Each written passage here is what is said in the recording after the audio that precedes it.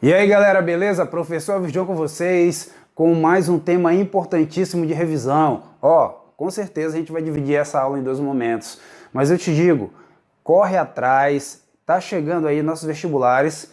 Adivinha o que o História em Cena trouxe para ti? Vamos ver? Primeira Guerra Mundial, perfeito! Vamos dar um zoom nessa tela linda aí para ti daqui a pouco, tá?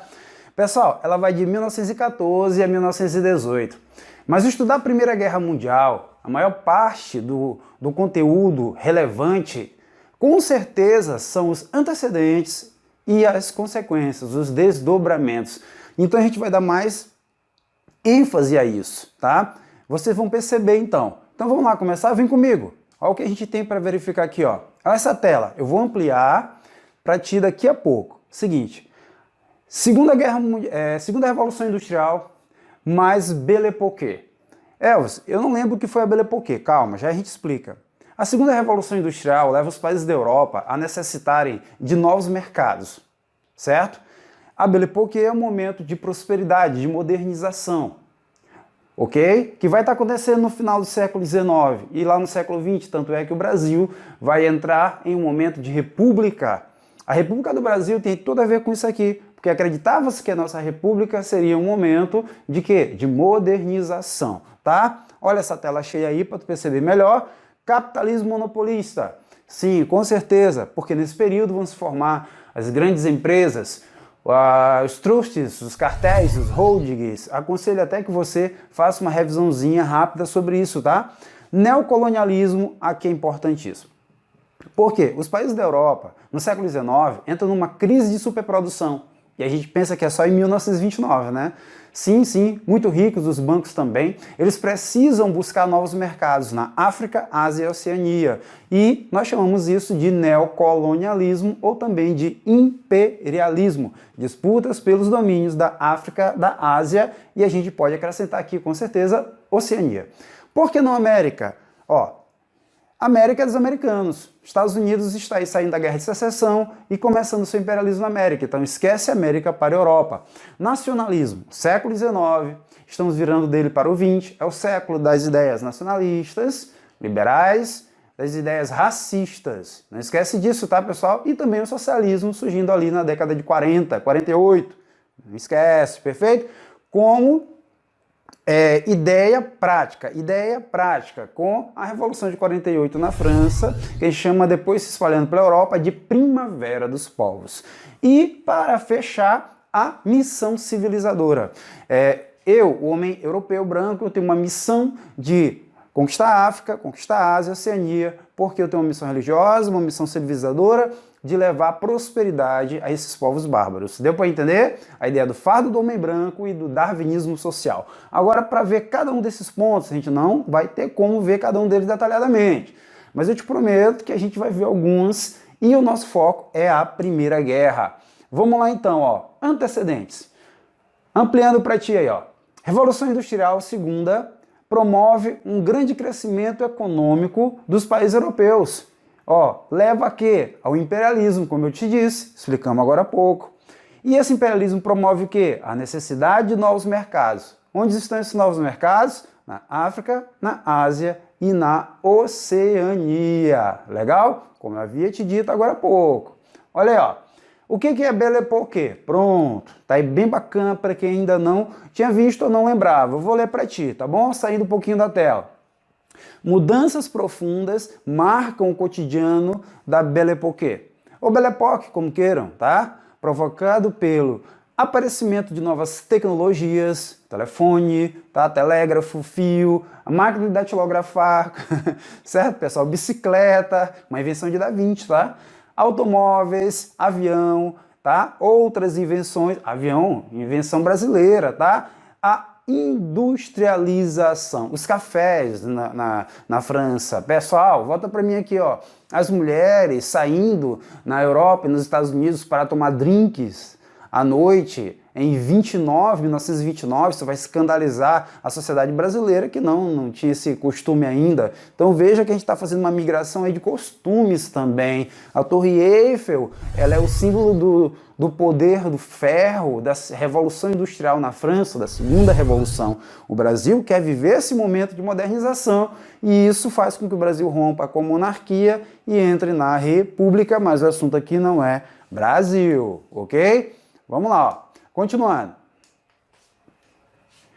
Paris torna-se o centro da cultura, como eu falei para vocês, tá? Os bulevares, com os bares, né? Com as praças, com os debates, perfeito, pessoal? Nós temos no Brasil o quê? Olha no Brasil, Semana de Arte Moderna. Não esquece, hein? Semana de Arte Moderna marca esse momento do Brasil, tá? Dentro desse contexto de modernização, desse contexto importantíssimo aí. Olha, avançando, outro antecedente importante, que é o imperialismo ou neocolonialismo, que vai ser marcado na Conferência de Berlim de 1884. Desse lado da tabela, olha o zoom bacana, anota essa tabela aí, por favor. Nós temos o colonialismo das grandes navegações do tráfico negreiro. Veja que ele acontece na América, o capitalismo é mercantilista, nós temos a burguesia comercial e estados metropolitanos europeus aqui à frente. Essa daqui tu já conhece, é só lembrar do Brasil colônia, tá bom? Garantia de mercados aqui para vender os seus produtos manufaturados e trazer de cá para lá a matéria-prima, expansão da fé cristã, né? A catequese. Mas no século XIX, que é o que a gente está conversando para entrar na Primeira Guerra, o cenário é a África, é a Ásia e a Oceania, não é mais a América. O capitalismo é financeiro, são os bancos que controlam a economia. Isso é monopolista, porque vêm as fábricas que inicialmente vão formar grandes conglomerados no século XIX, os trusts, os cartéis e os holdings. Nós temos uma burguesia financeira industrial, nós temos o quê? Os Estados Unidos, Europa, América do Norte e Japão, que vai surgir como grande potência aí na Ásia, tá? E que também vai fazer imperialismo. Enquanto, pessoal, no século XVI nós temos a busca por matérias-primas na América para trazer manufaturados, no século XIX também temos a busca de matéria-prima nesses continentes, mas para trazer industrializados. E também para trazer fábricas, ok? E também para exportar capitais, na forma de fábrica e na forma de empréstimos. Eu chamo de dívida externa e eterna. Deu para entender? É isso aí, porque a Europa está cheia de capitais e ela precisa fazer esse capital girar. Melhor forma? Emprestando capitais. Perfeito? Então nós temos o que, ó? Garantias de fornecimento de matéria-prima, carvão, ferro, tem muita matéria-prima, mão de obra barata. Até hoje tem empresas que fazem isso, que vão buscar mão de obra barata em outros continentes e vendem o quê? Os seus produtos bem baratinhos, vocês sabem disso, tá? E a missão civilizadora de espalhar o progresso, né, o técnico científico pelo mundo, mas não esqueça que ele também tinha uma ideia de expansão da fé. Mas a fé está muito forte, é lá no século XVI. Deu para entender? Ora, as nações que chegam atrasadas a essa corrida, quem foi? É justamente o conjunto das duas nações que formaram depois.